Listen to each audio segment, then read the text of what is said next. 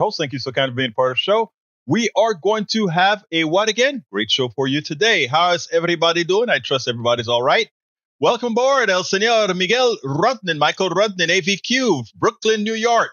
Melanie Keelan, Barcelona, Spain. How are you doing, Melanie? Lee Grant from Montgomery County. Of course, Eric Hayes from Atascocita, Kingwood. And the one and only La Preciosa, the beautiful Yvette Avery Herod from Atlanta, Georgia, where she says, yes, it is very warm here. And AVQ says it's a beautiful, beautiful day outside. I'm glad to hear that. I think it's kind of nice out here, just kind of steamy with all that rain that we had. Now it's evaporating. And I told you guys my house shifted. I think with all the rain that's coming and with all the water that filled up all the dry stuff, I kind of feel that the house may have shifted a little bit again. I don't know. Eric Hayes says mosquito bites are coming. Yes, they are. All that water said standing all over the place. Mosquitoes are going to be eating us up here in Kingwood and around Houston. We are mosquito. Well, actually, there are mosquitoes all over the country. Minnesota has some big, big ones that really know how to bite you. I knew that when I got to Minneapolis, St. Paul. Well, actually, it was Minneapolis. I think I was in that. It wasn't in St. Paul. Anyway, let's see what we got here. First commentary. We're starting kind of slim. Maywood is in from Long Beach, California. We have E2247 from all over. He says, is Bridge doing okay? I miss her and her contributions to PDR. Bridge is taking a break. Bridge, some of the negativity has gotten to Bridge, so she's sort of taking a break. I'll let her know that everybody has been asking for her. I think that'll make her quite happy, as she should be. So I will do that. But anyway, folks, we love us some Bridge MCP. All right, let's see. Tim Danahy said, look forward to a conversation with you on Israel, Truth Social, public offering, and stock buybacks. You're a good man with whom to agree to a degree. I love that. Brother, that is from my good friend and supporter, Tim Danahy. Tim Danahy, you have an open door. You tell me how you want to do the interview. You want us to tape an interview to talk about these issues, or you want to do it live, or you want to do it on the phone, calling in, any form that you want, because that's what we are here for, my brother. That's what we believe in here. Real conversations. I hope you listen to some of my KPFT program at 6 a.m, where we have the call-ins, and it's the good thing about it, Tim, is in as much as I'm very, very progressive, but I have dedicated conservative listeners even at the 6 o'clock hour, where they call in and we have meaningful conversations, and they actually enjoy the dialogue. So I don't know if you listen to our 6 o'clock show, but I think you'd like it. That's one that's on air, but we of course broadcast it here on the internet as well. Yvette Avery Herod says, I reached out to her because I miss her as well.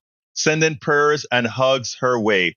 Yes. I spoke to her last week. I'll give her a call sometime this week as well, because, we love us some Bridge MCP. All right, folks. There are two subjects that I have settled for today. One is an interview that Doug Burgum from North Dakota governor, who is trying to be Trump's vice president. And, I kind of went on a rant on that one. I started about it, and then I went on one of my rants. And the other subject is about the oil companies need to pay back what they owe to us. Because, again, but I'm going to take that second subject. Secondly, what I'm going to do now is I'm going to go ahead and start the first video that I did. And then I'll continue with that piece that I told you about. Okay? So let's go ahead and get this first video. Well, actually, it's the only video that I really have for today.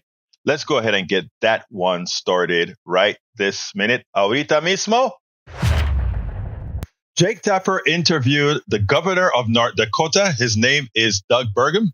And the purpose of the interview was to ask him about some, the typical silly things that Donald Trump has to say. Well, Donald Trump claimed in one of his latest rallies that Biden is buying votes with getting welfare for votes, giving welfare for votes, And Burgum comes up and he asks Burgum, hey, do you agree with what Donald Trump is saying that he's buying votes? And in effect, he said, is he trying to buy your 100,000? Remember, North Dakota is a small state. Is he trying to buy your 100,000 people that are on welfare in your state? And, well, Burgum gave an answer. Burgum made it clear that, he thinks that when Biden is given student loan deferrals or student loans forgiveness, etc., that what he's doing, he's buying votes, and that's what he's doing. And, he gave the whole rant that plutocrats and the right wing always give whenever you try to give the right kind of aid to people. So Jake Tapper wasn't done there. But I tell you what, let's go ahead and listen to that interview. And then there are quite a bit that I want to say about it, because Burgum shows that this country is still being run by plutocrats, has the ideology of plutocrats at the expense of the average American citizen. Listen to this and we'll take it on the other side. The New York Times reported that last night Mr. Trump said that some Americans get, quote, welfare to vote. Is that how you see the electorate? You have, I think, more than 100,000 North Dakotans on Medicaid. Are they getting welfare to vote?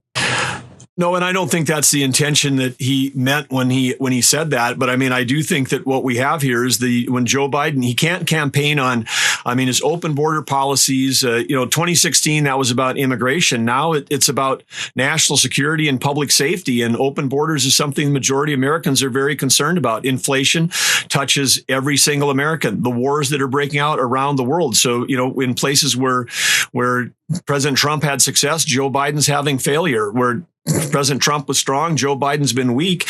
And so that's what people are actually thinking about. But then you throw on top of things like the student loan debt, and you start trying to give away hundreds of billions of dollars of taxpayer money. And it's like we're borrowing to give it away. It's not tax and spend, it's borrow from the Chinese and give it away. When you see those citizens understand those are like pre-election payoffs. Those are like, hey, folks, please vote for us because we're relieving your debt. So at what point does it cross over programs like student debt to just vote buying? And I think, again, the people that are working hard and are paying off their debts and aren't getting loan relief are saying, hey, this just isn't fair. In America, people want things to be fair, not unfair. And I think it's clear that there's vote buying going on at a scale like we've never seen before. Does that offend you more than Donald Trump telling a room full of donors, wealthy people, millionaires, billionaires, that he's going to cut their taxes? Is that buying votes any different? Well, first of all, I just reject the whole premise of this idea of wealthy donors. I mean, the room of people that were there yesterday are all people that were job creators. These are Americans that took risks that So they're not wealthy? Sometimes risk everything they had to start a business. Well, they're wealthy now because the American system of capitalism, worked for them to create jobs, to help them build their communities. These are among the most generous people in the country. They're the ones that are giving back to philanthropic efforts and building strong communities. They care about their kids and their grandkids. Because they've been successful and because they've worked hard, is not somehow that they should be disparaged. This is what we should be celebrating them. These people represent the American dream. And part of the way the American dream works is when we have low taxes and low regulation. And Joe Biden he's proposing the largest tax increase in the history of America and proud of it. Now, here's the deal. First of all, he claims that student loans are somehow a giveaway. Let's be clear here. In as much as when I went to school, I took out student loans. I paid it all back out of my pocket, of course. Now, I must say that at the time that I went to school, it's much different than the kids going to school today. They're ripping the kids off right now with the increase in costs in schools as corporations are paying less taxes. So in as much as I don't think it was fair either when I paid my loan off, I am all for making things right. Pay off the student loans of all the other students. Let me tell you why. These students invested in getting educated and then going to an employer who took advantage of that education that they paid for. And many of them had to borrow the money that these same companies have investments in financial companies who are there loaning the money. What I'm saying is the vicious cycle is as follows. Corporations have government cut their taxes, including taxes for universities, etc. The students have to pay more to go to college. When they get out of college, they owe all this money to corporations. When they go and work for these corporations get an educated person that somebody else educated, either a scholarship or the student themselves or a loan. And if they happen to have gotten a loan, these corporations, many of them have investments that are profiting from the loans that they gave to people to be educated so that they can come back and work for the company. It's a circular loop of theft, legal theft. So I am absolutely for paying off all student loans, all trade schools loans, etc. I think we should have a society that educates people. And we can afford it because our corporations are benefiting from the work resources of all of us. But that's another story. Burgum then talked about the job creators. When Tapper asks him about, well, wait a minute, Donald Trump says to a bunch of rich cats in there with him that he is going to give them a huge tax cut. Isn't that buying votes for the tax cut? Oh, no, but Doug Burgum takes exception to that. Those guys are job creators. Really? Who are really the job creators? These businessmen that know how to move paper around.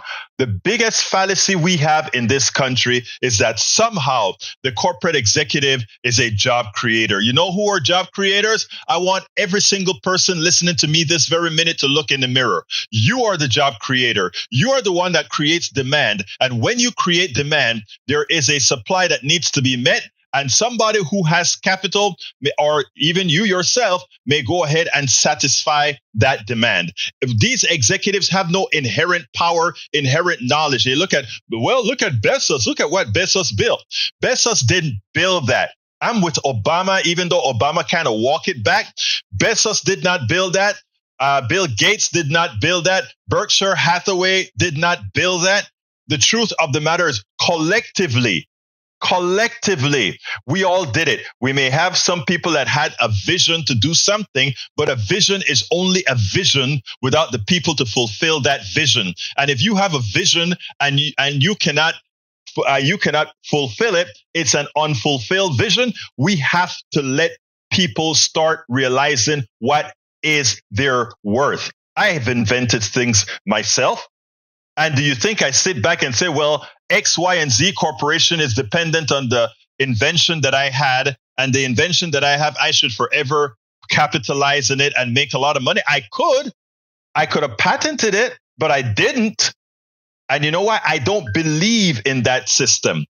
That system is a fraudulent system that allows many, or allows a few, to profit on the backs of many. Every single appreciation of stock that you're looking at in this country right now, you are a piece of that action that you don't participate in. You are responsible for building that, and you don't get any recompense for that. You are the one building these things. America, the average American citizen, it's the one responsible for the success of this country. And they would have you believe that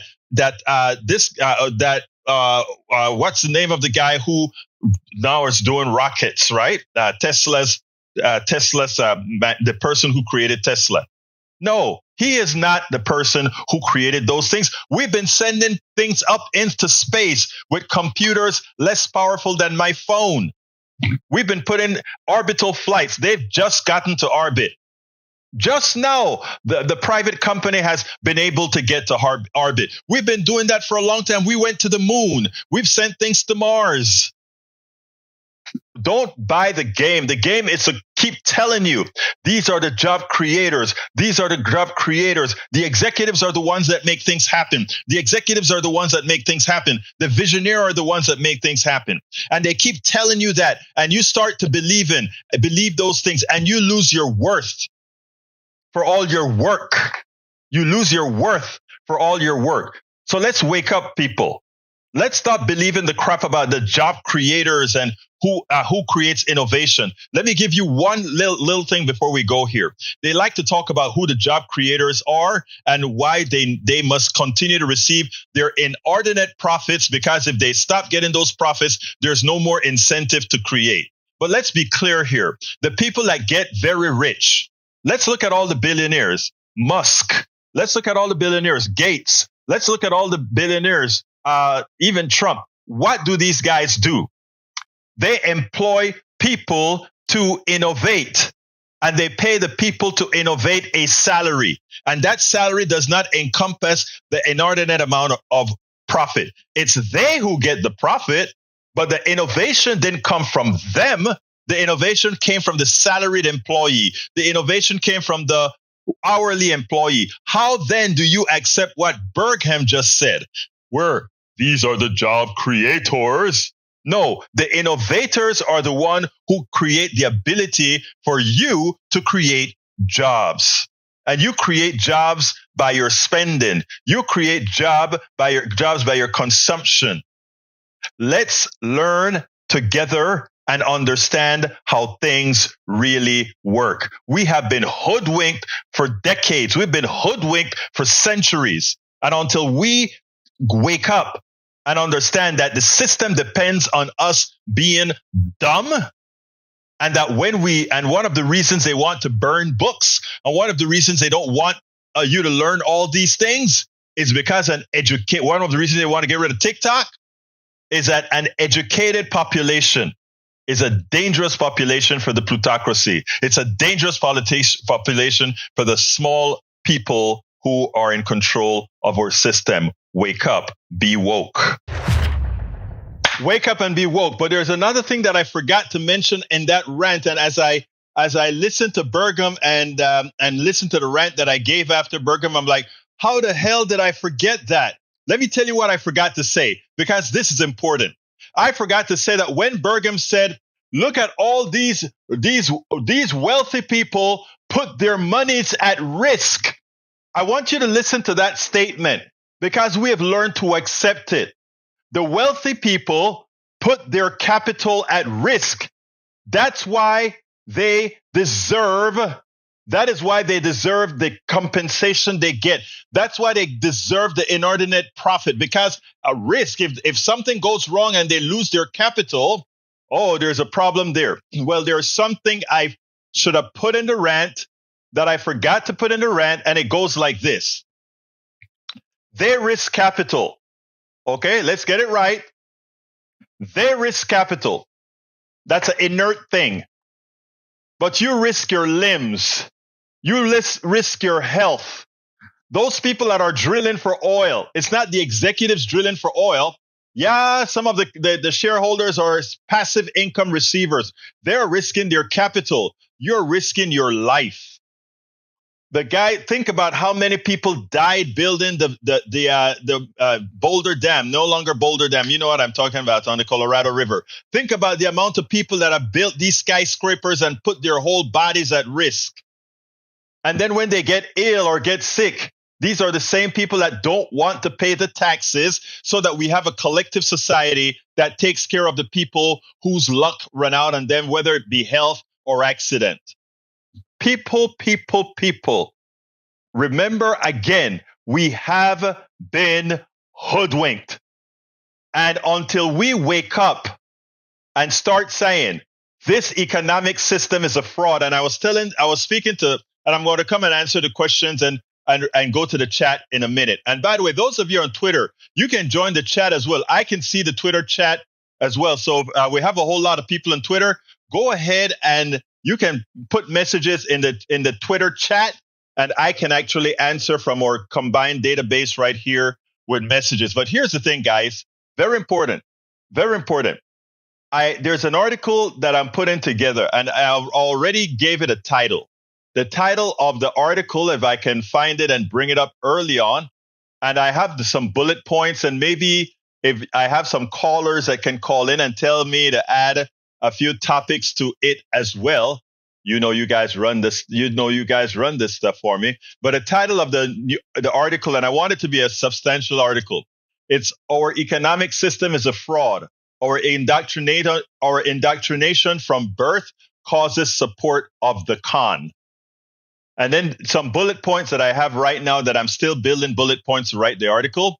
Money backed by gold is senseless because we have some people wanting to go back to the gold standard. Borrowing from rich people for deficit spending is a con. It's a wealth transfer technique.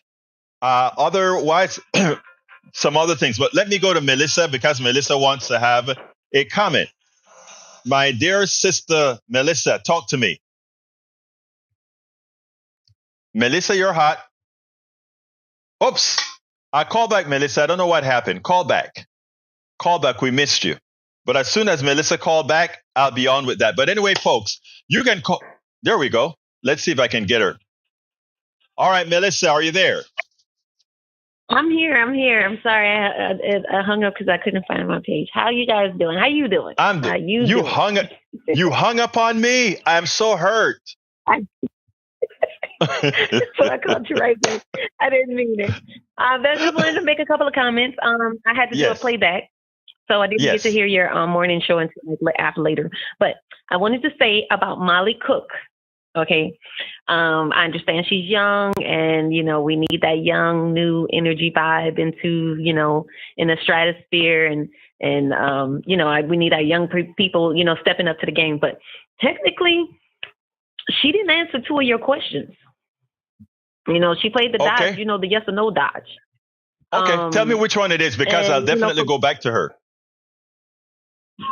It was your last two questions. I was just, I'm just reciting, what I heard. But the question, how you asked the last questions. What did she ask? What you could have asked her? Right. That you didn't ask, whatever. That was a dodge. She didn't really understand that question. And that's more like, I feel how people disregard, like they're listening to you, they're looking at you talk, but they disregard everything you're saying and then say what they want to say. So I feel like, as a nurse, she has the experience of talking to family members, but sometimes, you're not really listening. Like you're listening, but you're not really listening. So I want her to do a little bit better on that one. Citizens United, yes, is a fraud. We need to deal with that. And I want everybody to look up Lloyd's of London. Do the research on that one. And then boy. Brian. Johnny called 3 times. But no, I wanted to say for Brian, I got a research challenge should he choose to accept. I want him to research the Great Migration from Germany, compare that to the DNA of the people behind that wall, and then compare that DNA to the people in Gaza, right? And then you'll find that Yahoo might be committing way more anti-Semitism than anybody else. You know what? A lot of people won't understand. Everything. Hey, Melissa, a lot of people won't understand what you're saying there, but it's very important because this is a fight among, technically speaking, cousins, right? So, I mean, people have to understand realities. I'm glad that you mentioned that. Hey, girl, you've been doing a lot of research. You concern me. You're going to take. I'm trying to, come do my facts, because me, I got time out. So now I'm trying to, put more effort, put more effort, Well, your potty mouth hasn't showed up, and I'm so happy it hadn't showed up on KPFT to get me in trouble, because when you call, Jack has to have his hand on the red button, He got to have his hand on the B button. But look, let me tell you. I know it. You don't know what I'm about to say. All right, I'm going to go. But yes, thank you. But look, let me tell you, Melissa, thank you for listening. Keep calling. And also, what I want people to be doing is we have to create this collective of sharing this information, this stuff that we learn together here. Because I don't know if you realize that. Don't leave yet. I want to mention this. I love all my callers, including Brian, including Oil Patch Joe. All our conservatives are a part of our family. And the thing about it is, I don't know if you've noticed this, Melissa, but if you take a look at watch how minds are it's a fight, right? People, when you live for a certain way your entire life, You don't make a change overnight. I used to be a sexist. I used to be a homophobe. Right. Okay. So I have the passion of knowing that everybody can change. I was an idiot. I was an a-hole. Okay. You don't know. I mean, I have changed, right? Everybody can change for the better good of us all. So that's where I'm at. So remember, we're all family, baby. We're all family. All right. Yeah. All right, babe. Gotta go. You take care. Bye. All right. Anyway, folks, that was one of our morning call. I love the fusion of the morning show and the afternoon show. You know, it's great. Anyway, folks, anybody can call 281-823-7747. 281-823-7747. But I was talking about the article that I'm putting together. The title of that article that I'm putting together is Our Economic System is a Fraud. Our Indoctrination from Birth Causes Support for the Con being the economic system that we currently have. Now, here's what I want folks to talk about, right? These are the topics that I'm included in there. Money back gold is senseless. Borrowing from the rich people for deficit spending is a con, especially since we have something called a sovereign currency. And I'm going to go into detail as to what a sovereign currency means and why borrowing from rich people to pay for our deficits is a con. I'm going to go into the details of the economic system of how that works. The other topic is workers work to enrich parasites. In other words, just like we spoke about what we do with capital, I want you to think about this. All the people that do the work get a payment for doing the work, but all the profit from said work, they don't partake from it. I'm talking about folks in the aggregate. Don't partake about it. We're going to talk about that. Slaves versus employees. We're going to talk about how much different is a slave from an employee. I'm talking about the economic model of slavery, and the economic model of employee. Inside of the article, we're going to talk about the Trump, why it is that so many people fear Trump being convicted or not only convicted, but why he gets the leeway that he gets. And what many people don't understand is Trump is the instantiation of capitalism. Trump gives you all the ills that there is in capitalism that everybody smooths over. Everybody smooths over the actual outcome of capitalism. Trump is in your face with what it really means. You look at all the failing companies that he created. You look at all these different aspects of Trump, and you realize that he is the essence of capitalism. And the last thing that I have as a topic inside of that article as well is real estate theft, meaning corporate home buying, what we've done with real estate right now. People always have to have a place to live. Well, when you have capitalism take over something that people must have, right?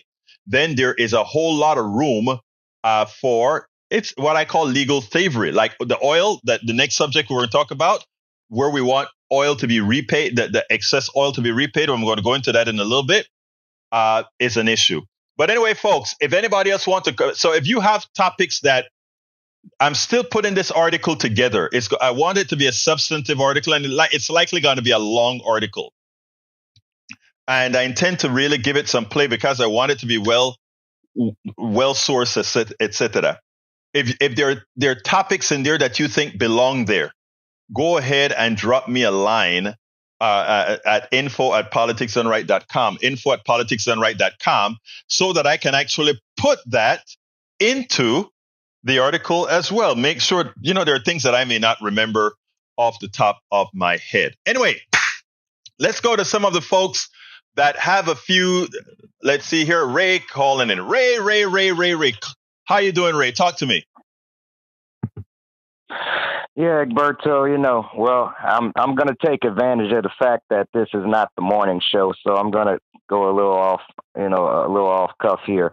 When I heard you talk about the billionaires, when I heard the billionaire talking about, blah, blah, blah, the risk that these people take, it took me back to a place, kind of ironically, I'm a wrestling fan.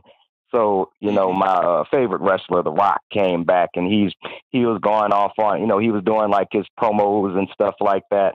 And one of the things he did, he was taunting his opponent because his opponent said he wanted to win the belt for his mother.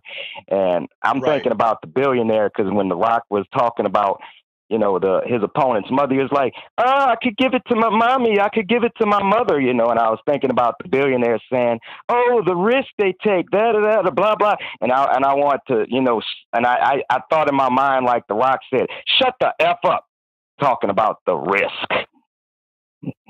Thank you. The risk. Oh, please.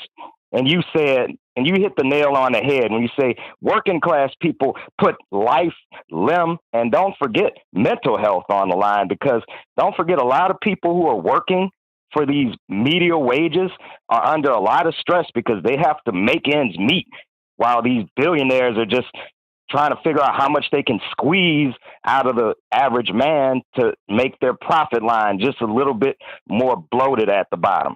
Your thoughts? No, look, you hit the nail on the head, and but the one thing that I want to get across, Ray, and I think all of you helped me make that case, right? And that is, whenever we have billionaires constantly putting out the same message, they take the risk. I hear a lot of poor people call my show. People that I know are poor call into the show and say, well, they deserve what they have because they take the risk.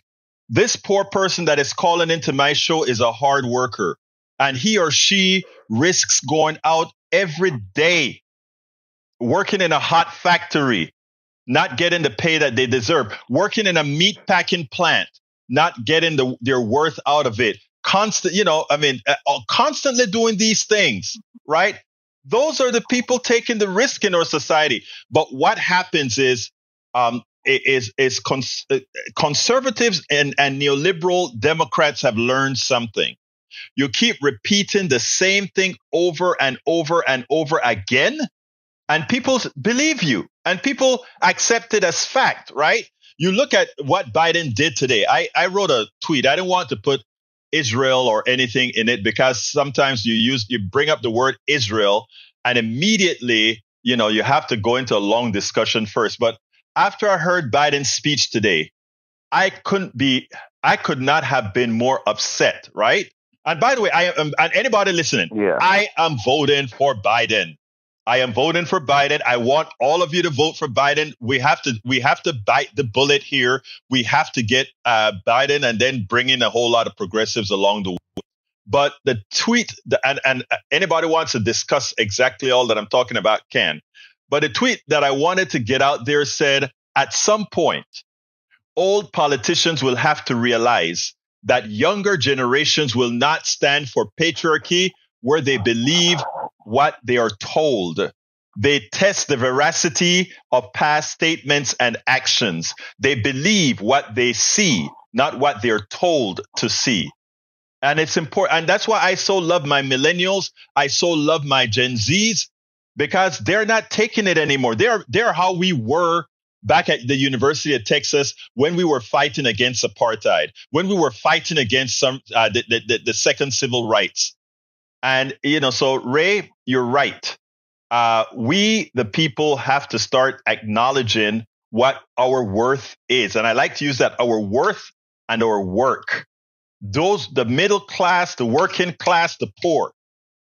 You go down Houston, you go down any major city in this country with all the problems that it has, and you find bus stops that are full with people going to menial jobs. You find freeways that are packed with people going to menial jobs.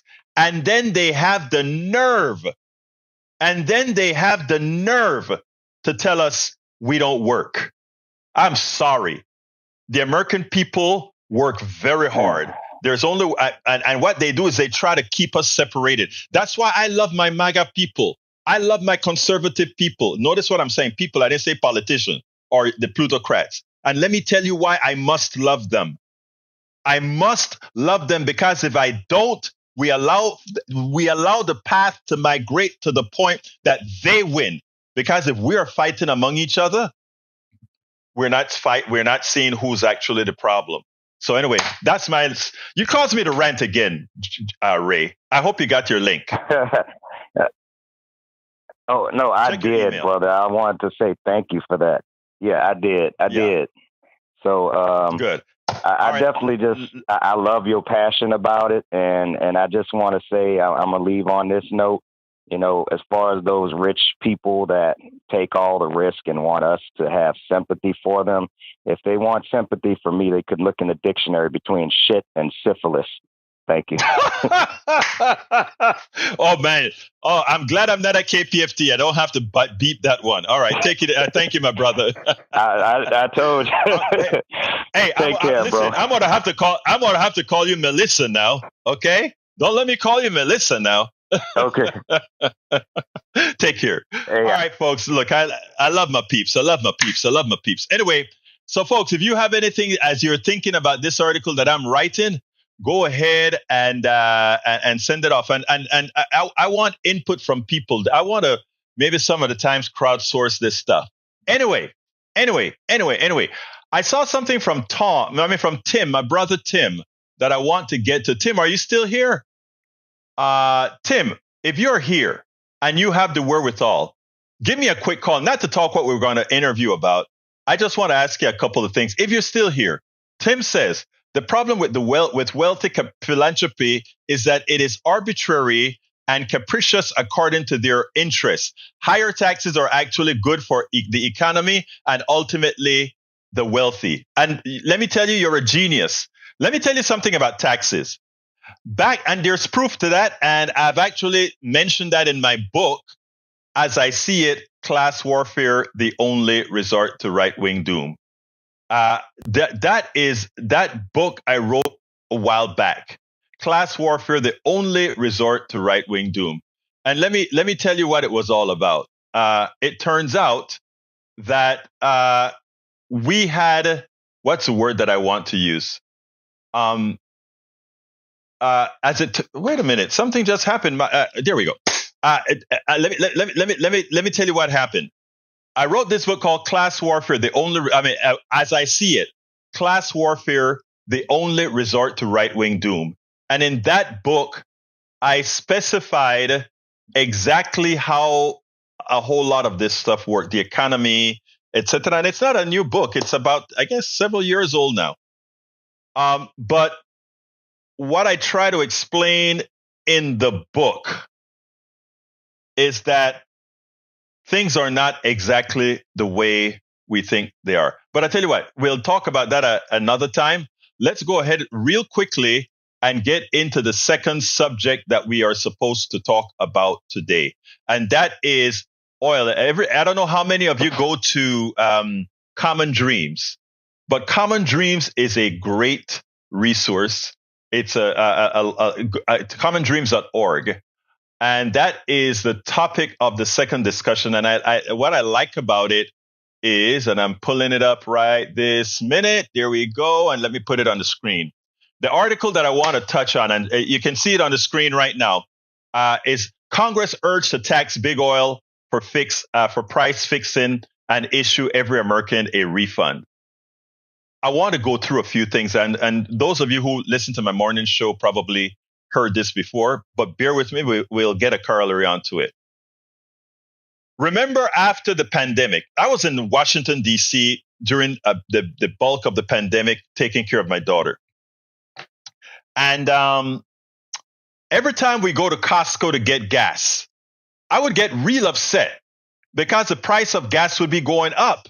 But let me tell you, right before we started to get out of the pandemic, oil was flooding the market, right? So the oil companies had to pay to get rid of the oil. Instead, a barrel of oil for a little bit went negative, which means you didn't have to pay for oil. They would pay you to take the oil because, again, there was oil in the channels, right? Let me tell you what happened. After that, as the economy started to come back and people started to drive, the oil companies wanted to recover, and they wanted to recover yesterday. So here are all the things that they did. Saudi Arabia took 2 million barrels of oil off of the market. You remember Russia, the war between Russia and Ukraine? They gave you the false information that, oh my God, because there is a war between Russia and Ukraine, somehow that's going to affect the price of oil. Of course, we know that the war between Russia and Ukraine is far away from these fields that they're going to be shipping oil from. But not only that, they also knew that we had a glut of oil from Saudi Arabia, who then took 2 million barrels of oil off the market. I'm not even going to go to Venezuela right now. I'm going to hold off with Venezuela. We never, listen to me, people. I want you to understand this. We absolutely never, and this article doesn't even go into full detail as to some of the things that I'm telling you here, but I want you to understand this. There was never an oil shortage. Never. In 79, there was not an oil shortage. There was an embargo.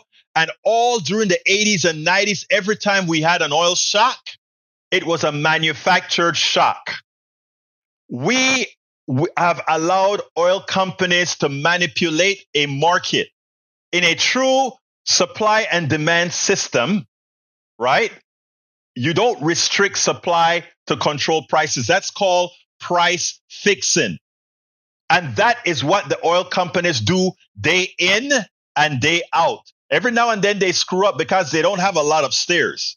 Every now and then they screw up and they get things out of whack. But that's what they've been doing. They have been screwing us day in and day out. These increases in prices that you see in oil, they are false. There's no inflation. But let me tell you the danger of what these guys do. The country runs on an oil economy. What that means is that everything is dependent on oil. Hang with me. Let me explain. Whenever you go to the grocery store and you buy a piece of lettuce, you buy canned goods, you buy anything, right? All those products are shipped to you. And how are they shipped? By rail, by train, by bus, meaning trucks, and all these other ways. So when the oil companies extort more money out of you to pay, that truck driver has to pay more for gasoline, everything, his prices go up. When the grocer goes to get the prices for the shipment or whatever, his prices go up. So then he charges you more.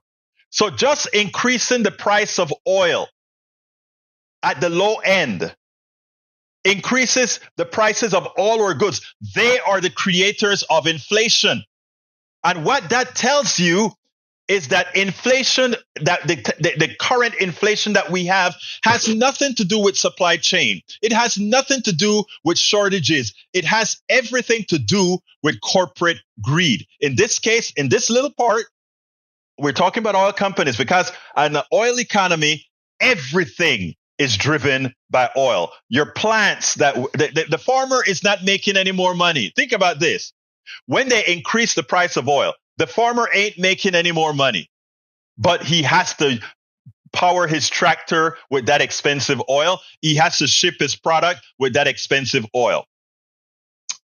Every single part of our economy, just from that increase in oil prices, screws us. So then, if that increase in oil prices are unwarranted, again, if it's unwarranted, it means that is legal theft. That's an economic system that allows it, but it's legal theft. And we have ways to mitigate that. And how do we mitigate that?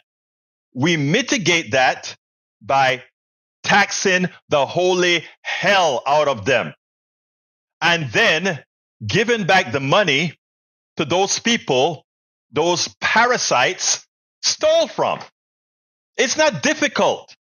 I mean, if you want to keep the fraudulent economy, there are still ways that the political class can actually mitigate the fraud.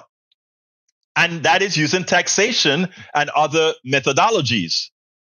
So when you see an article that comes out like this that says Congress urged to tax big oil for price fixing and issue every American a refund, that's true. Now, my solution is a bit denser, right? I would look at all the primary product sources. That would be oil. That would be electricity, utilities, meaning electricities and the internet. That would be banking. All these what I call basal services and basal products. They should either be nationalized or have regulation that gives the semblance of some sort of a working order. Because we have proven that where the private sector can screw you and me, that is exactly what they do. Remember, there's no heart in capitalism. Whenever we do something, whenever we want to do something positive for society, whether it be basic income for the needy, any one of these things that we ask to do, the first thing folks ask is the following: how does that affect business? How does it affect business? How comes the first thing that we ask isn't how does it make people's lives better? Why isn't that the first question? How does it make people's lives better? That should be the question. So we are having to going forward. We have to change the method. If you listen to my program this morning, what we spoke about is how do we actually get things done. When Melissa called about Molly Cook, the young progressive that got elected recently, what she was talking about is we have to take responsibility. They want you to believe that we the people, something is wrong with we the people, that something is wrong with our government. They want you to think about government as being separate from the people. And it's a perfect psychological game. It's a psychological game because if it is a self-hate game, because they make you forget that government is we the people. So repeat after me. Government is we the people. Let nobody change what that is. Okay, let me see if there's anything I need to read real quick.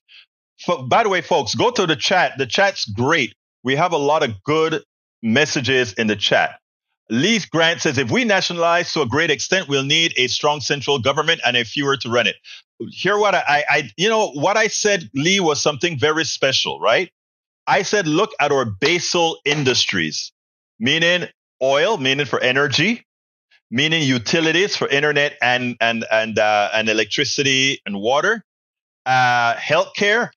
Basal industries should be, everybody should have a stake in that.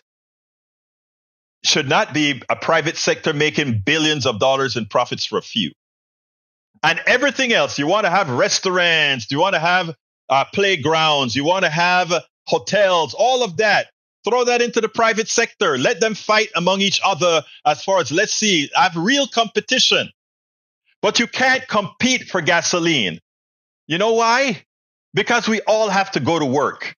You can't compete for certain types of rents. You know why? I don't mind having a private sector in the rental market as well as a public sector. That way, we have a basal rate to start with where we start competition from. It is that simple. Let's not be fooled as we constantly are. But anyway, folks, we are, so fed up with Biden and that whole Obama retread crew. I mean, it's crazy. Biden, again, as we talk about Biden, let's remember to tell folks, you have to vote your best choices, right? But at the same time, you can't give up the fight. All right. Let's see if, Egberto, you want to make oil more expensive and put tax on everything and everyday American? No, I want to make oil cheaper. I mean, I would want to make oil expensive to let people go to electric cars and other forms. But in the short term, no, I want the market to take over oil the way it should, which is we don't have a shortage and therefore the prices don't reflect the true, what people would call market value of oil. All right, let's see what else we got here. Michael says, gasoline is required because we all have to go to work, as if EVs don't exist. I keep talking infrastructure investment so that this paradigm shift can occur quicker. You're absolutely right. Yes, Egberto, you got it. Of course I got it. But electric cars are not the solution. Electric cars is definitely a solution. Maybe later on we'll have, I don't know, no, well, I can't use that one, but I mean, look, there are a lot of ways to solve the problem. Anyway, we're getting close to the end of the program, so I want to remind all our folks that are listening today, I need to ask you to support the program. This is a lot of work that we do to make sure that we can get the message out. That's what we do here. So help us do the work. You can support the program. There's a link. politicsdoneright.com/support is the all-encompassing link that has all the different methods that you can use to support us. You can also support us by becoming a patron. Patron is politicsdoneright.com/patron. Patron is spelled Patreon. Patreon. politicsdoneright.com/patron. I just add that into the feed as well. You can also support us by getting our books.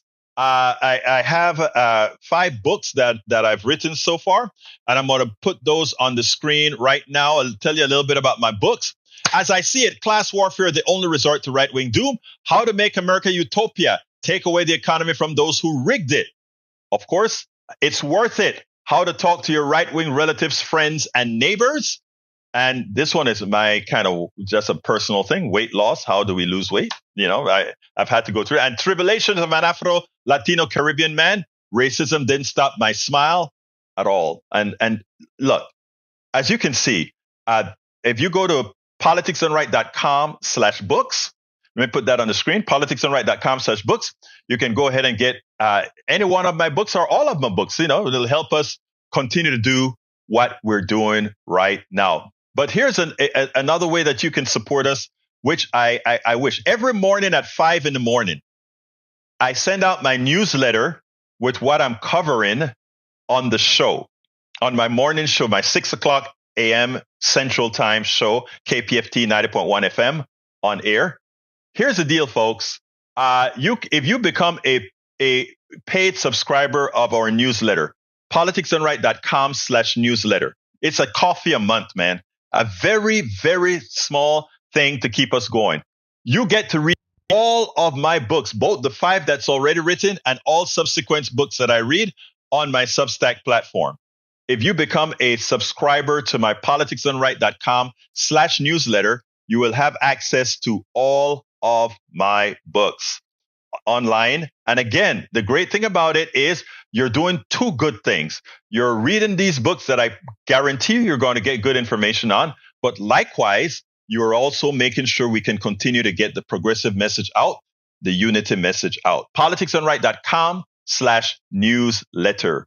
politicsdoneright.com/newsletter. I'm going to put that in the feed one more time. Anyway, it is time for me to bode you farewell. Please remember, if you have anything you want to add to the show or you want to talk to me directly, drop me a line at info@politicsdoneright.com. Again, that is info@politicsdoneright.com. For our KPFT listeners, it's kpft@politicsdoneright.com. All right. Let's see what else I need to cover before I get out of here. Again, the best I can say is please support the show. We're way behind in the support. And, you know, I'm heading off to not Chicago. I'm heading off to Baltimore for the Netroots Nation, where I'm going to interview probably 50, 60 people. I'm going to put out my ask for that sometime later, where you become anybody who support our trip to Baltimore will be, will get they will become producers of every video that I make, and your name would be on it, all that good stuff. I'll write that up sometime later. I think I'm going to be doing that by the end of this month. So please support the show, though. Please become a subscriber to our newsletter, politicsdoneright.com/newsletter. Anyway, got to get out of here. My name is Egberto Willies. This is Politics Done Right, and you know how I end this, baby. I am what? Out. We spend a lot of time deconstructing the news, trying to parse it into a form that everybody can understand. We try to find those little nitpicks where it flies above the fray, etc. If you really like these videos that we do, I want to ask a big favor. Please go ahead, number one, subscribe to our channel, and number two, please join if you can. Thank you so kindly for watching. Keep watching. Please remember to share. We must populate the entire internet with our progressive message, a message that we know is what most Americans say that they want. So